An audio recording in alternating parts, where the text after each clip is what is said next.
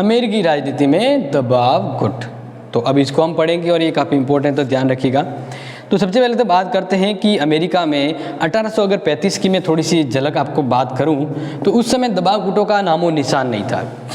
यहाँ तक तो अगर देखा जाए तो ब्रिटेन में ये भी मतलब अमेरिका की बात करें, जहाँ अगर ब्रिटेन नाम आ जाए तो ध्यान रखिएगा, अमेरिका की बात करें तो 1835 अगर बात करें तो डी टॉकविले ने भी कहा था कि विश्व में अमेरिका के अतिरिक्त ऐसा कोई भी देश नहीं है जहाँ संगठन और हितों को स्वीकार नहीं किया जाता है, यानी इनके हितों को स्वीकार किया जाता, लेकिन वहाँ पर गैर सरकारी संगठन इतने प्रभावकारी नहीं थे।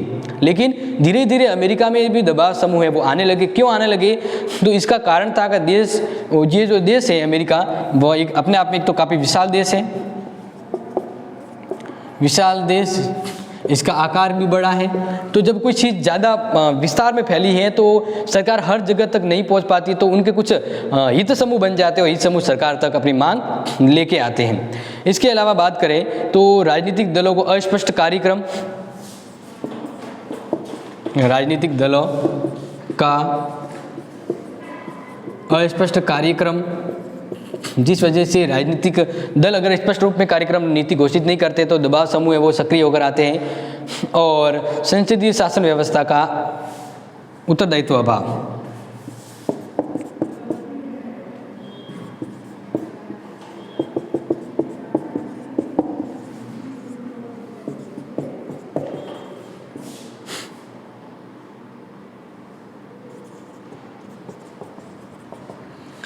इसके अलावा बात करते हैं अमेरिका में दबाव गुट इतने प्रभावशाली होने का कारण क्या है कि वहाँ पे अध्यक्षात्मक शासन व्यवस्था है।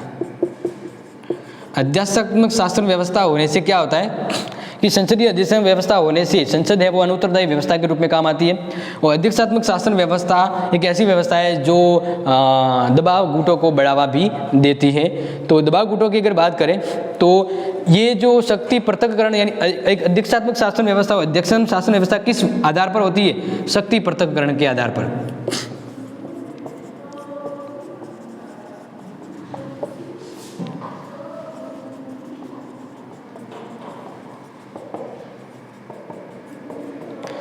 तो ब्रिटेन में है, अमेरिका में शक्ति पृथक्करण सिद्धांत को अपनाया गया है। इसके आधार पर कार्यपालिका, व्यवस्थापिका और न्यायपालिका को स्वतंत्र रखा गया और तीनों स्वतंत्र रूप में काम करते हैं। ठीक है, तो इसी वजह से अध्यक्षात्मक शासन व्यवस्था वास्तव में एक अध्यक्ष के तौर पे काम करती है, और इस वजह से वहाँ पर अध्यक्षात्मक और संसदीय शासन व्यवस्था में अध्यक्षात्मक शासन व्यवस्था इंपॉर्टेंट होने की वजह से और इनके कार्य की वजह से, शक्ति के पृथक्करण की वजह से, इनके मध्य के बीच की जो खाई है उनको पूरा करने के लिए दबाव गुट अपनी महत्वपूर्ण भूमिका निभाते हैं। तो बात करते हैं, सबसे पहला अमेरिका में जो दबाव गुट था वह 1835 तक नहीं था, लेकिन इनडायरेक्टली अगर मैं बात करूं तो एक संगठन बना था जो बना था 1823 में, लेकिन उसको उस समय दबाव गुट के रूप में नहीं जाना जाता था।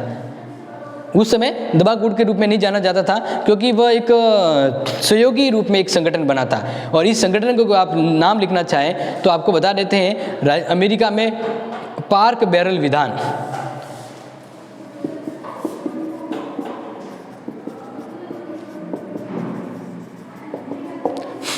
पार्क बैलक विधान का विकास हुआ था। और ये संयुक्त राज्य अमेरिका में जब किसी विशेष समूह क्षेत्र की राजनीतिक उद्देश्य के लिए शासकीय अनुदान या धन प्रदान किया जाता है तो संबंधित विधेयक को विरोधियों के द्वारा पार्क बैरक विधेयक की संज्ञा दी जाती है। तो इसका मतलब ये कोई एक संगठन नहीं था, मतलब एक दबाव समूह नहीं था, ये एक सिस्टम बना था कि जब भी अमेरिका में कोई पैसों की जरूरत होती है या पैसा अनुदान के रूप में दिया जाता सरकार के द्वारा, तो उसकी जाँच करने के लिए एक विधान बैठाया जाता था, और ये विधान सरकार के दिए गए धन की जांच करता था। तो तभी से ये समझा गया कि सरकार के कार्यों पर अगर प्रभाव डालना है तो हमें एक दबाव गुट के रूप में आना होगा। तो ये दबाव गुट नहीं था, लेकिन दबाव गुट की तरह एक विचार यहाँ से उत्पन्न हुआ था उनके, क्योंकि ये सरकार के द्वारा अगर किसी को अनुदान दिया जा रहा है तो उसकी जाँच ये विधान करता था। तो मतलब शुरुआत यहाँ से हो जाती है दबाव गुटों के आने की। तो अब बात करते हैं, अमेरिका में दबाव गुट है वो धीरे धीरे अस्तित्व में आए हैं और आजकल काफ़ी ज़्यादा दबाव गुट देखे गए। तो अमेरिका में ये जो दबाव गुट है ये क्यों है? तो यहाँ पे मैं आपको जो लिखवा रहा हूँ वो लिखिए, अमेरिका में दबाव गुटों की वृद्धि के कारण क्या है। ऐसे क्या कारण कि अमेरिका में दबाव गुट है वो धीरे धीरे बढ़ रहे हैं और शक्तिशाली हो रहे हैं। तो मैंने पहला तो आपको सिंपल समझाया था कि संघ और राज्यों के मध्य शक्ति विभाजन,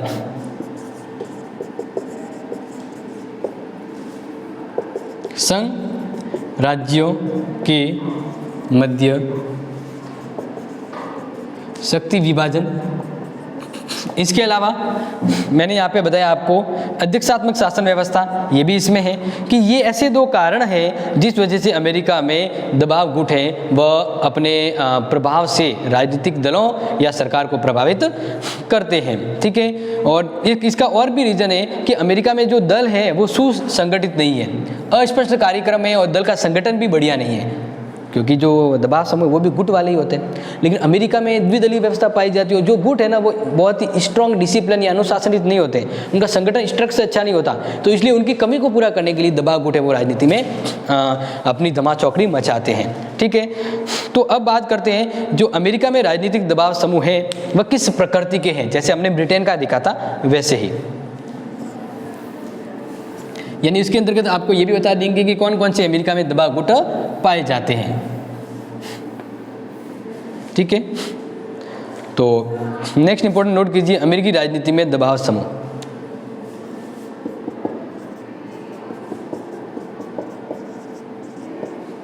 तो अलग अलग नेचर के, प्रकृति के हिसाब से मैं रखूंगा। पहले वो गुट जो व्यापारिक हितों से जुड़े हैं,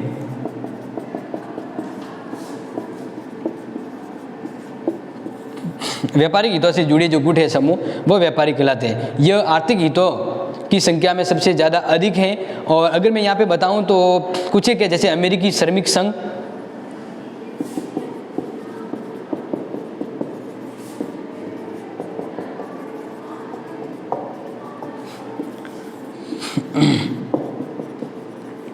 अमेरिकी उद्योगों से जुड़ा जो संगठन है वो औद्योगिक संघ हो गया। इसके अलावा निर्माताओं का राष्ट्रीय संघ,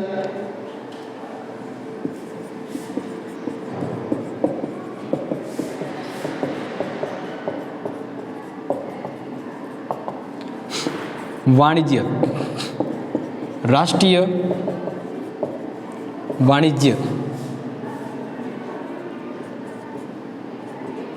तो ये जो गुट है वह अमेरिका में व्यापारिक हितों को बढ़ावा देने के लिए सरकार पर प्रभाव डालते हैं और ये व्यापारिक समूह वाले गुट हो गए। ठीक है, नेक्स्ट बात करें दूसरी कैटेगरी की, तो विशिष्ट व्यवसाय समूह।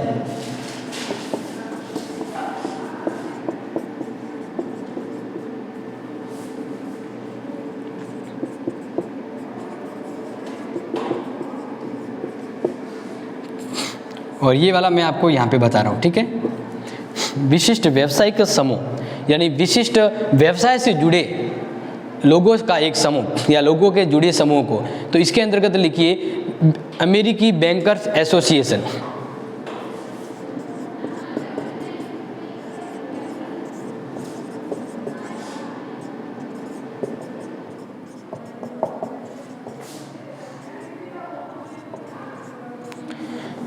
एसोसिएशन, ठीक है ना, इसमें आप देख लीजिएगा वर्ड का कोई आगे पीछे हो। तो यहाँ पे क्या लिखा, देखो विशिष्ट व्यावसायिक यानी अमेरिका का जो बिजनेस, बैंकों का बिजनेस है वो विशिष्ट व्यवसाय होता है, विशिष्ट बिजनेस है। तो फिर अमेरिका के बैंकर जो काम करते हैं उनके बैंकों की नीतियों के प्रति अगर असंतोष होते हैं और सरकार अगर उनके लिए सही नीति नहीं अपनाती तो ये बैंकर का जो समूह है वो अपने हितों के लिए सरकार के सामने खड़ा हो जाता है। इसके अलावा नेक्स्ट बात करें तो राष्ट्रीय शिक्षा संघ, लिख दीजिए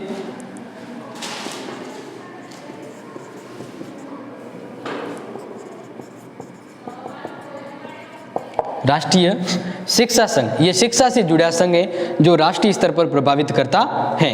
नेक्स्ट बात करें इंजीनियरों का संघ।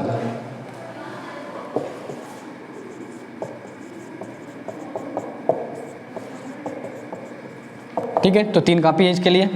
बात करते हैं तीसरी कैटेगरी के जो दबाव समूह पाए जाते हैं वह है किसान संघ।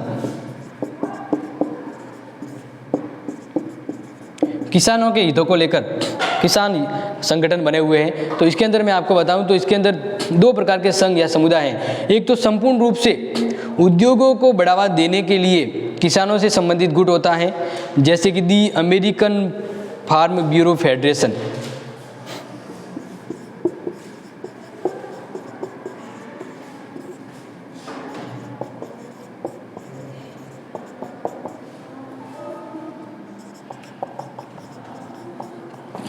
ये व्यापारिक हितों को बढ़ावा देने, उन्हें उद्योगों को जो कृषि से जुड़े उद्योग हैं, उन हितों, कृषि से जुड़े उद्योगों के लिए जो संगठन है दी अमेरिकन फार्म ब्यूरो संगठन, समझ में आ गया यहाँ पर, यानी ये उद्योगों के हितों को संवर्धन देने के लिए सरकार पर प्रभाव डालते हैं।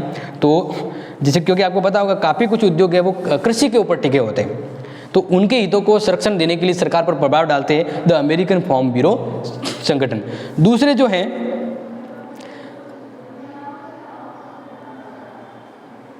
राष्ट्रीय कृषक संघ,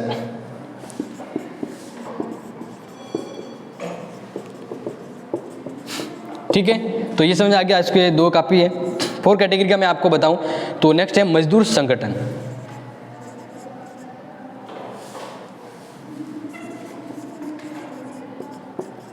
जो मजदूरों के हितों के लिए सरकार के समक्ष आवाज़ उठाते हैं। तो इसके अंदर मैं आपको बताऊं दी अमेरिकन फेडरेशन ऑफ लेबर,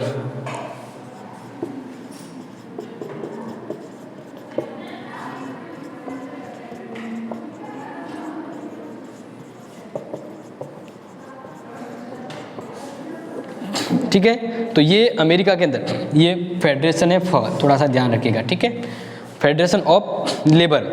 इसके अलावा कांग्रेसन ऑफ इंडस्ट्रियल ऑर्गेनाइजेशन, ये काफ़ी बड़े बड़े हैं इसलिए मैं आपको एक ही लिखवा देता हूँ, ठीक है। नेक्स्ट जो 5वां टाइप का जो दबाव गुट होता है धार्मिक गुट है, यानी धर्म से संबंधित संगठन भी हैं यहाँ पर, धार्मिक संगठन।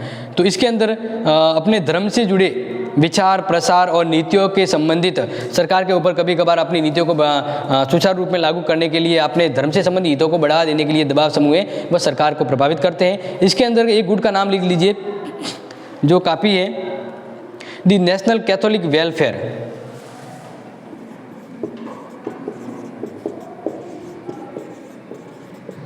कैथोलिक वेलफेयर, ठीक है ना, एक काफ़ी है। ये समझ में आ गया आपको। अब मैं आपको जो समझाना चाह रहा हूँ जो इम्पोर्टेंट बच जाता है वो यहाँ पे लिख लीजिए कि अमेरिका के अंतर्गत राजनीतिक दलों की दबाव गुटों में एक सबसे बहुत इंपॉर्टेंट विशेषता है जो अभी जो मैं आपको बता रहा हूँ वो एग्जाम में शायद मतलब आ सकता है, आएगा, मुझे ऐसा लग रहा है, तो उसको समझ लीजिए, ठीक है ना। काफ़ी बार एग्जाम में आ चुका है और पिछली बार नहीं आया, तो इस बार तो 100% हो सकता है, और पिछली बार आया तो फिर भी संभावना रहेगी। तो मतलब ऐसा क्या है जो इम्पोर्टेंट इतना बन गया, तो आपको बता रहा हूँ जो आप शायद 1-2 बार कभी सुना होगा। अमेरिका के दबाव समूह की अगर बात करें तो अमेरिका के जो दबाव समूह है वह विभिन्न तरह के विचारधाराओं को बढ़ावा देने के लिए विभिन्न कारणों से होते हैं, लेकिन अमेरिका में एक व्यवस्था पाई जाती है लॉबी। क्या पाई जाती है अमेरिका में? लॉबीबाजी।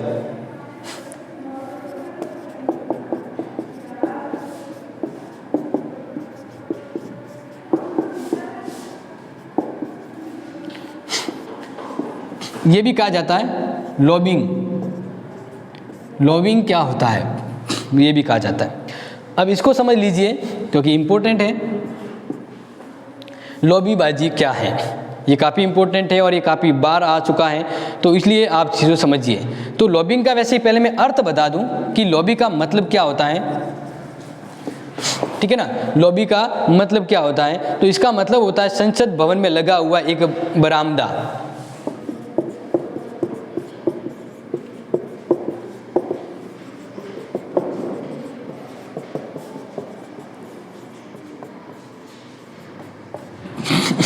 तो अब ये लॉबिंग भी लगभग इससे ही संबंधित है, क्योंकि यहाँ पे क्या आ रहा है? संसद भवन में लगा हुआ बरामदा। इसका मतलब संसद जो कानून बनाती है और उसके पास में ही एक बरामदा है।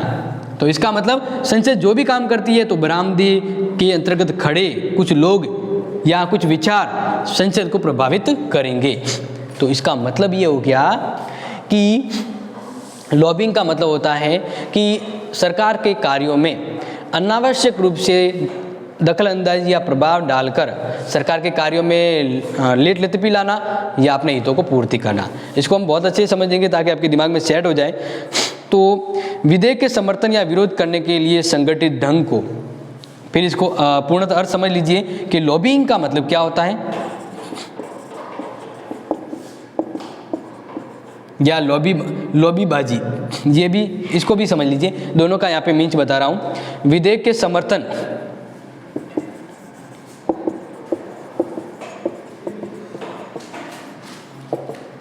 समर्थन या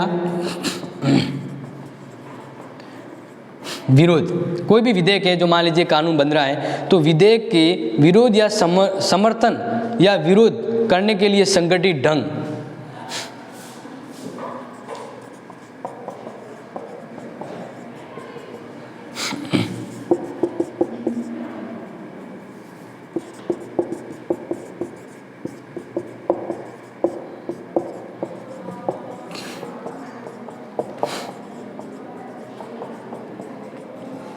समझ में आ गया?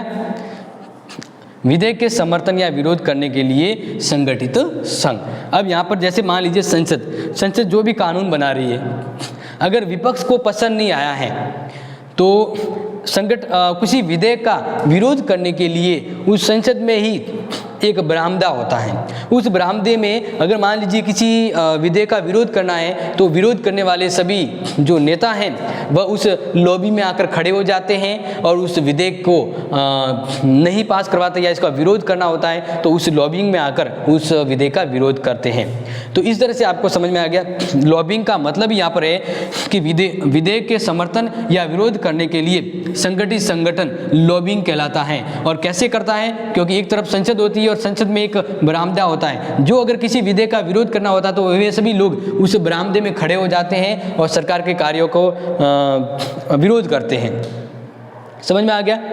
अब यहाँ पे थोड़ा सा आपको और इसको डिटेल से बताएं तो अमेरिका की राजधानी में जहाँ कानून बनाए जाते हैं, विभिन्न हितों के प्रतिनिधि भी वहाँ रहते हैं और वे कानून के सदस्यों को विभिन्न तरीके से दबाव डालकर उनके कानून को बनवाते हैं। तो इस तरह से ये भी होता है कि संसद कानून बनाती है तो ये जो बरामदा है उसके अंदर वो लोग होते हैं जो किसी वर्ग विशेष हितों से जुड़े होते हैं। अब मान लीजिए इनको कोई एक कानून बनवाना है अपने सार्वजनिक हित के लिए, तो फिर ये क्या करेंगे? ये सीधे तौर पे संसद पर दबाव डालेंगे। क्या डालेंगे? दबाव डालेंगे। तो फिर संसद इनके हितों को मजबूर होकर इनके हितों के अकॉर्डिंग ही कानून बनाते हैं। या मान लीजिए अगर संसद के किसी कानून को नहीं बनवाने देना है या संसद के किसी कानून में देरी लानी है, तो इस तरह से जो ये लॉबिंग प्रक्रिया है वह संसद के कार्यों में देरी लाती है या संसद के कार्यों पर दबाव डालती है या संसद के कार्यों को रुकावट पैदा करती है। तो ये जो व्यवस्था है वह लॉबिंग कहलाती है। और ये किसके द्वारा चलाई जाती है? जो किसी कानून या विधेयक का विरोध करना चाहते हैं तो वो संसद में लगे बरामदे में खड़े होकर अपनी इस प्रक्रिया को तिखी तौर पर यानी तिखे रूप में उजागर करते हैं। तो समझ में आ गया लॉबिंग का मतलब, क्योंकि इंपॉर्टेंट था इसलिए 2-3 बार अलग अलग तरह से मैंने आपको एक्सप्लेन करने की कोशिश करी है। इसके अलावा यहाँ पर थोड़ा सा बात करते हैं, ये कानून का विरोध भी करते हैं, कुछ कानून है वो लाभ होते हैं तो वो लाभ के लिए भी ये करते हैं। तो इनकी गतिविधियाँ यानी ये जिस तरह से संसद के ऊपर कानूनों को पारित और नहीं पारित करने के लिए जो नीति अपनाते हैं ना, वही लॉबिंग कहलाती है। तो लॉबिंग मुझे लग रहा है आपको समझ में आ गया होगा। ठीक है, तो लॉबिंग एक तरह से मैं थोड़ा सा यहाँ पे बता देता हूँ कि क्यों होती है। तो देखिए, अपने अनुसार कानूनों के निर्माण के लिए या संसद के कार्यों में रुकावट पैदा करने के लिए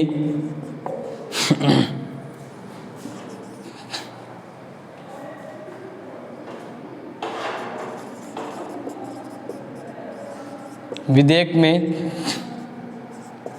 देरी या शीघ्रता लाने के लिए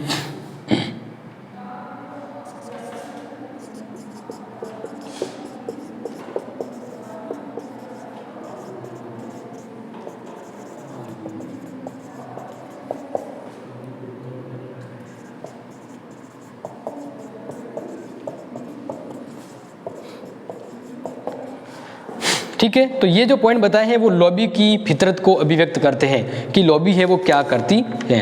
ये आपको समझ में आ गया। तो मेरे हिसाब से आपको ये समझ में आ गया होगा, ये काफ़ी इम्पोर्टेंट है। और अमेरिका में ये जो लॉबीबाजी है वो काफ़ी बार अमेरिका के कार्यों को प्रभावित करती है और इस तरह से लॉबिंग को काफ़ी लिमिट तक करने का प्रयास किया गया।